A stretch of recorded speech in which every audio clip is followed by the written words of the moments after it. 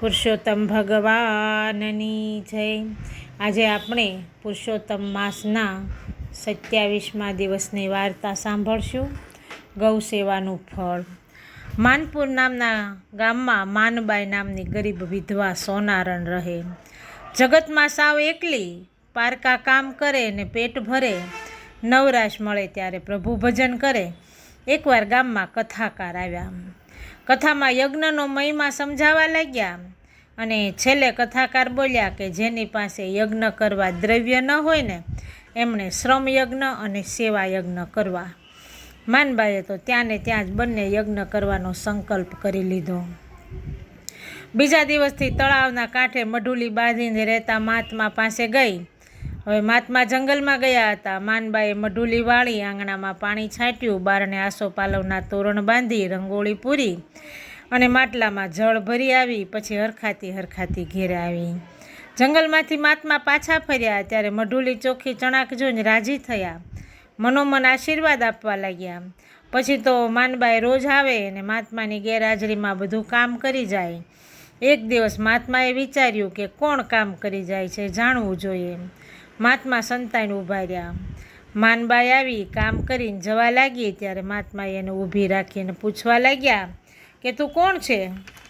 માનબાઈએ પોતાનો પરિચય આપ્યો ત્યારે મહાત્મા બોલ્યા કે કાલથી પુરુષોત્તમ માસ શરૂ થાય છે, તું એ વ્રત કરજે, ધારણા પારણા કરજે અને આખો મહિનો ગાયની સેવા કરજે, તને 30 અશ્વમેઘ યજ્ઞનું પુણ્ય મળશે।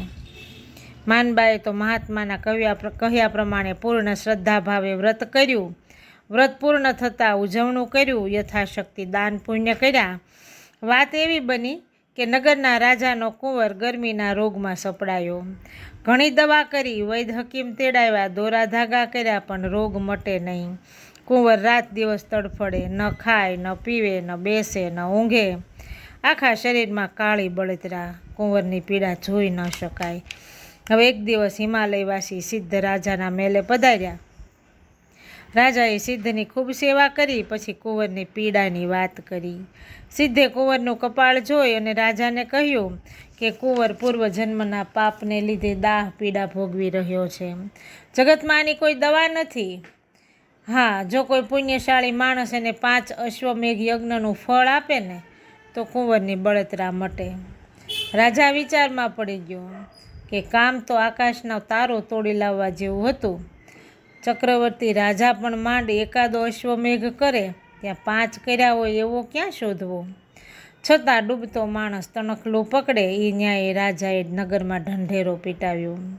આ ઢંઢેરો માનબાઈએ પણ સાંભળ્યો।